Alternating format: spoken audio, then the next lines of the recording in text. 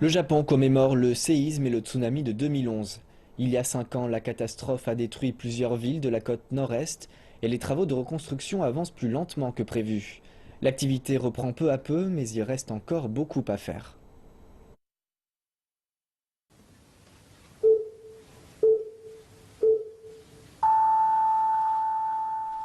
Une minute de silence pour les plus de 18 000 personnes qui ont trouvé la mort ou sont encore portées disparues depuis le séisme du 11 mars 2011 et le millier de morts dans le tsunami qui a suivi. Et une prière pour tous ceux qui souffrent encore, vivant dans des conditions précaires depuis qu'ils ont été déplacés. Rien n'a changé, dit Kosato, qui vivait sur la côte et a perdu sa maison et son magasin de spiritueux de Minami Sanriku quand le tsunami et sa vague de 12 mètres de haut se sont abattus sur la ville.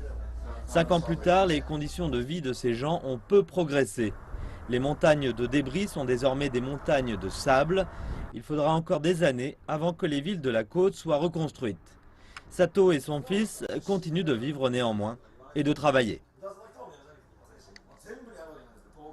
Même si on pouvait reconstruire notre maison, il nous faudrait demander un prêt et cela prendrait des années pour payer. Je pense que nous serons complètement rétablis quand nous aurons remboursé toutes nos dettes. Alors, nous pourrons vivre en paix. La reconstruction des villes en ruine prend plus longtemps que prévu, en général en raison du manque de moyens et de la bureaucratie. La ville de Minami Sanriku a été dévastée par un tsunami si gigantesque qu'il a avalé l'immeuble municipal qui se trouve derrière moi. Parmi les raisons pour lesquelles la reconstruction est si lente est que le niveau de la ville doit être surélevé de 10 ou 20 mètres avant de reconstruire. Les villes doivent être reconstruites à partir de leurs fondations et les zones résidentielles doivent être surélevées.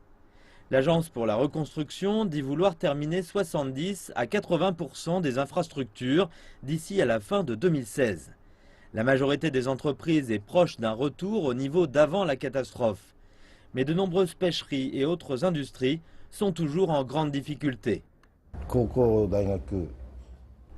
La population décline rapidement. Les gens ne reviennent pas et les plus jeunes partent. Les experts craignent qu'il faille encore une décennie pour que les villes retrouvent leur aspect d'antan. Or d'ici là, le vieillissement de la population se fera encore plus cruellement ressentir.